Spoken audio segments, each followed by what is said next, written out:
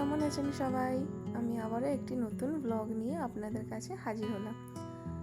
প্রচণ্ড বৃষ্টির কারণে আমাদের এখানে চারিদিকে জলে থই থই করছে, তাই আমরা সবাই মিলে ঠিক করলাম যাব এখন জল দেখতে। তাই সবাই মিলে তৈরি হয়ে গেলাম জল দেখতে যাওয়ার জন্য। যেহেতু সারাদিনই বৃষ্টি হচ্ছে, তাই আমরা সবাই ঠিক করলাম যে ছাতা নিয়ে যেতেই হবে। দেখুন তো কেমন এখান দিয়ে স্রোত যাচ্ছে, আর রাস্তার ওপরের হালটা কিছুটা এরকম, জল এবং কাদায় ভর্তি।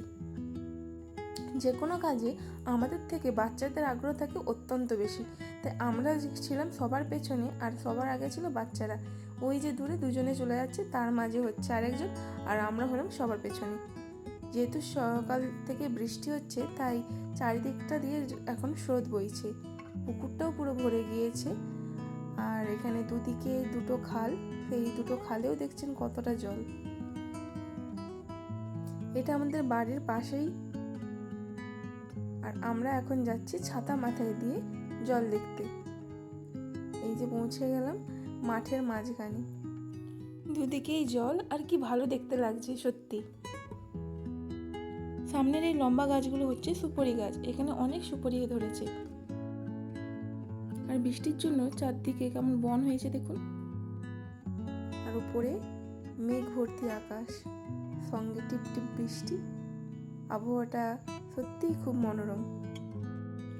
যতটা ভালো ঠিক ততটাই খারাপ, কেননা চারিদিকটা এতটা পরিমাণে জল বেড়ে গেছে, চাষিরা যে ধান রোপণ করেছে সেইগুলোও মাটির তলায় তলিয়ে গিয়েছে। এটা হচ্ছে টগর ফুলের গাছ, কত ফুল ধরেছে পুরো গাছ ভর্তি হয়ে।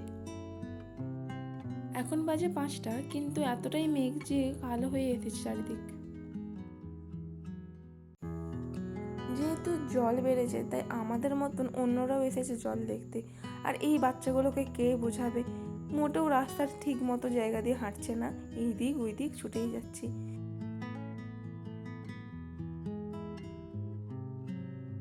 ব্যাস, দেখতে দেখতে শুরু হয়ে গেছে এদের দুষ্টুমি। যেখানেই জল দেখতে পাচ্ছে সেখানেই লাফাতে লেগে যাচ্ছে। কি করে যে এদেরকে নিয়ে যাব ঘর শেষ পর্যন্ত কে জানে। জলও ঘাঁটবে কিন্তু পাও ডোবাবে না, তাই কেমনভাবে হাঁটছে দেখুন। এদেরকে বলছি ছাতাটা টাঙিয়ে নে, বৃষ্টি পড়ছে, কিন্তু কেউ শুনছে না। বৃষ্টিতে ভিজবে, ভালো লাগছে, পরীক্ষাও শেষ, তাই বৃষ্টিতে ভেজার তো পারমিশন দিতেই হবে। এই যে গাছটা দেখতে পাচ্ছেন, এটা হচ্ছে টমর কড়াইয়ের গাছ। আর আমার যতদূর জানা আছে, এখান থেকে বেসন তৈরি হয়।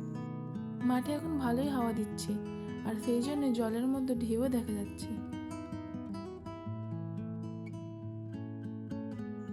আমরা যেখান থেকে হাঁটতে শুরু করেছিলাম, সেখানে জলের স্তরটা ছিল খুবই কম, কারণ ওই দিকটা একটু উঁচু ছিল। কিন্তু যত আমরা এগিয়ে যাচ্ছি ওই দিকটা নিচু, তাই জলের গভীরতা ততই বাড়ছে। আর এই দিকে যেহেতু জলের গভীরতা বেড়েছে, তাই ধানের শীষও দেখা যাচ্ছে না। আমাদের ওই সাইডে তবু ধানের মাথাটা দেখা যাচ্ছিল, কিন্তু এখানে সেটা দেখা যাচ্ছে না। রাস্তার মাঝে বড় বড় চং রাখা আছে, তাই ওরা সেই চঙের মধ্যে ঢোকার চেষ্টা করছে, কিন্তু ভয়ও পাচ্ছে। আবার একে অপরকে বলছে, তোকে ওখানে ঢুকি দিয়ে রেখে চলে যাব, তুই থাকবি ওখানে সারা রাত। শুধু তাই নয়, আবার বলছে রাত্রে আমি তোকে খাবারও দিয়ে যাব, তুই খাবি, ঘুমোবি, সকালবেলা এখান থেকে স্কুলে চলে যাবি।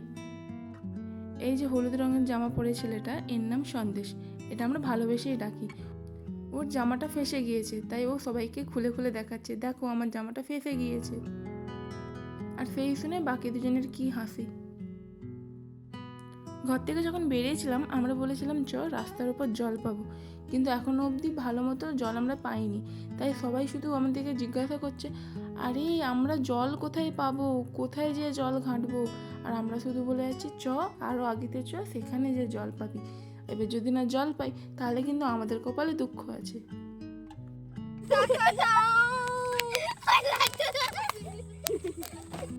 এটা হচ্ছে ওদের এক ধরনের খেলা, একজন বসবে, সে ভিক্ষা চাইবে, অন্য অপরজন তাকে ভিক্ষা দিবে। কি আজব এরা। ব্যাস, শেষ পর্যন্ত মনের শান্তি, কারণ ওরা জল পেয়েছে। তাই দেখুন কিভাবে ছুটছে, কে আগে যে জলে লাফ মারবে সেই জন্য ওদের প্রতিযোগিতা, তাই ছুটে যাচ্ছে কে আগে জলে পা দেবে। আমাদের লাড্ডু তো আগে চলে গিয়েছে, তার পেছনে সন্দেশ, আর তার পেছনে মিঠি ছুটছে এখন জলের জন্য। হাঁটতে হাঁটতে আমরা চলে এলাম জলের মধ্যে পা ডোবাতে। বেশ ভালো লাগছে, ঠান্ডা ঠান্ডা জল।